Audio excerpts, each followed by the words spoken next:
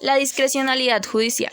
La discrecionalidad jurídica surge en torno a la existencia de los llamados casos difíciles, que consisten en un problema jurídico que no se puede solucionar únicamente en base a la regla jurídica, por lo que debemos acudir a la consideración de diversas alternativas extrajurídicas, entre otras. Para abarcar lo que es un caso difícil, debemos comprender el concepto de regla jurídica y recalcando que el derecho cumple con su función básica de regular la conducta humana mediante reglas, la base de estas reglas jurídicas está en que se encuentran formuladas mediante el lenguaje natural utilizado en una sociedad. Refiriéndonos más a lo que es un caso difícil, en palabras vagas, podemos estipular que la distinción entre casos fáciles y difíciles se encuentra en que en los casos fáciles solo se debe aplicar el derecho, mientras que en los casos difíciles se debe crear. Sin embargo, cuando ahondamos más, podemos notar que el caso difícil también es cuando a un problema jurídico se le puede dar más de una respuesta correcta, y es deber del jurista usar su raciocinio y principios para determinar o crear aquella que logre un equilibrio dentro de la universalidad del ordenamiento jurídico. La discrecionalidad judicial en sentido fuerte y débil. La discrecionalidad judicial en sentido débil es un caso en el que la regla se somete a consideración, ya que no es posible aplicarla sin antes tener en cuenta una opinión ajena a esta. Otro caso en sentido débil se refiere a que la regla depende de un modelo jerárquico que cuando es aplicada no hay fuerza mayor que pudiera cambiarla o deshacerla. Y la discrecionalidad en sentido fuerte es un caso en el que la discrecionalidad no limita su alcance pese a la existencia de un control previo a su consideración. ¿Los jueces crean el derecho? Para poder responder afirmativo o negativo a la pregunta, debemos tener en cuenta que estará determinada en gran parte por los significados que le demos al término crear y posteriormente a la expresión crear derecho. A partir de la aclaración de los términos mencionados, podemos afirmar que cuando los jueces se ven en el deber de apelar razones extrajurídicas para resolver un caso, cae en la zona de indeterminación de las normas jurídicas, es cuando creen el derecho para el caso en cuestión. El resultado del razonamiento judicial se expresa en las sentencias judiciales, es decir, una conclusión compuesta de una serie de razones que explican la decisión tomada por el juez. Una sentencia justificada o decisión judicial justifica parte de un argumento que resulta lógicamente válido al estar compuesto por una norma jurídica general, una premisa fáctica o de hechos y las consideraciones que se le apliquen, y esto nos permite afirmar que al ser las premisas verdaderas, sus conclusiones son igual de modo verdaderas. Para que una sentencia se pueda considerar un argumento, debemos considerar las premisas fácticas que preceden a este sin dejar de lado detalles que pueden ser claves para su desarrollo y, por supuesto, su composición, tal como es en este caso de los argumentos que necesitan la consideración completa de un enunciado para dar una tesis a partir de lo que informa este. Ahora pasamos a la argumentación. Dentro del razonamiento judicial se llega a la argumentación, la cual contiene en vasta medida argumentos y subargumentos, los cuales deben ser sólidos para así poder ser claros y tener una buena argumentación. Para analizar una argumentación se debe iniciar por encontrar la pregunta con la cual llegamos a esa conclusión. En sí es el problema que estamos tratando de resolver. Este paso es sumamente importante, pues es en este en donde definimos la pertinencia y la relevancia de las premisas que aportamos como razones. Como segundo paso, se tienen que encontrar las razones que pretenden apoyar esa conclusión y se nos brindan unos consejos para tener en cuenta. El primero es que debemos respetar en lo conocido la intención del autor. Segundo, que nos ayude a identificar la mayor cantidad de premisas que contiene la conclusión. Y tercero, que se presente la posición más fuerte del autor. Para contextualizar, tenemos que tener en cuenta que el argumento principal es aquel que cuenta con la respuesta del problema planteado. Las premisas implícitas no siempre necesariamente son un objeto de apoyo en el fragmento, por lo que no se podrá encontrar subargumentos con su apoyo. Las premisas explícitas deberán estar apoyadas por otras razones, pero esto no en todos los casos puede suceder.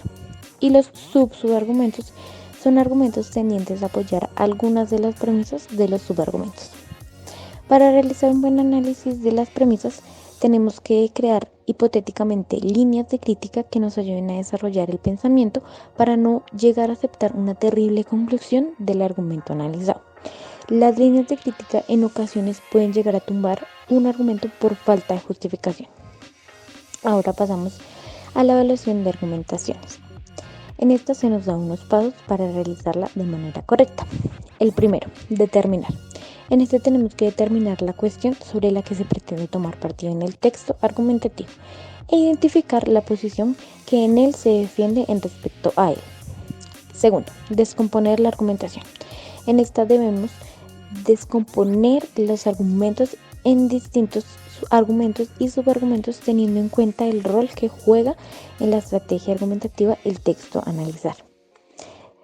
Tercero, debemos cuestionarlos. Una vez identificamos los argumentos, debemos preguntarnos si son correctos o incorrectos. Esta pregunta nos lleva a evaluar de una manera distinta a la mera discusión de la verdad o la plausibilidad de sus premisas. Y como cuarto, tenemos que definir cuándo un argumento se puede considerar sólido. Y es que un argumento se considera sólido cuando posee dos características esenciales. Primero, es lógicamente correcto y segundo, está formado por premisas verdaderas. La verdad de las premisas es cuestión que depende de aquello sobre lo que se está argumentando. No es algo sobre lo que la lógica tenga nada que decir. La lógica se encarga de estudiar las reglas que determinan lo correcto y lo incorrecto de un argumento. Existen dos tipos de argumentos, los argumentos deductivos y los argumentos inductivos. En los argumentos deductivos tenemos que son los que se pueden demostrar usando la técnica de lógica formal. Con este podemos llegar a afirmar en caso de que la conclusión sea verdadera. Los argumentos inductivos son los que no se pueden considerar deductivos y que su forma lógica no se puede garantizar que se obtenga una conclusión verdadera. Estos argumentos se pueden considerar inválidos, pues el apoyo que brinda la conclusión depende en muchas ocasiones de la premisa. Ahora tenemos unos tipos de lógica que vamos a iniciar con la lógica informal. Esta se encarga de clasificar los argumentos inductivos que pueden llegar a ser falacias, teniendo en cuenta que pueden ser vistos buenos argumentos. En la lógica inductiva, lo que se piensa es reconstruir a los argumentos inductivos correctos para que la verdad sea independiente a la premisa. Las teorías de argumentación jurídica y lógica jurídica es la que se encarga de corrección de ciertos argumentos jurídicos centrándose en sus aspectos materiales y formales. Y por último, tenemos la argumentación jurídica.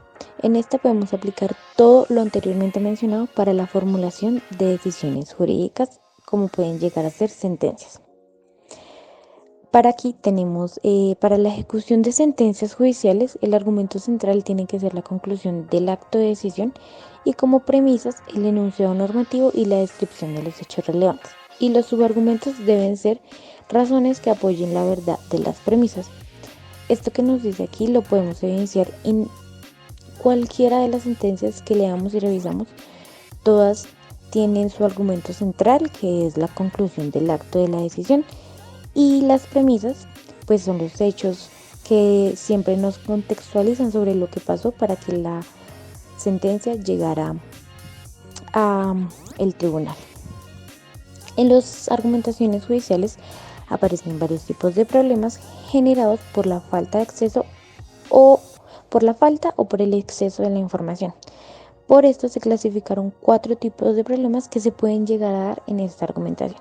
El primero, problemas de relevancia. Se puede entender como qué enunciados jurídicos se debe utilizar para resolver este caso. Segundo, problemas de interpretación. En este se nos pregunta cómo se debe entender los términos enunciados o cómo se deben interpretar. Tercero, problemas de prueba. En esta se pregunta si está probado los hechos con lo que se está involucrando a cualquier persona. Y cuarto, problemas de clasificación.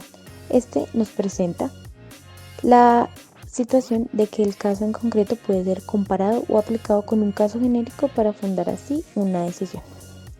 Y finalmente, todo lo que analizamos en esta unidad se puede llegar a nombrar como modelo de argumentación judicial.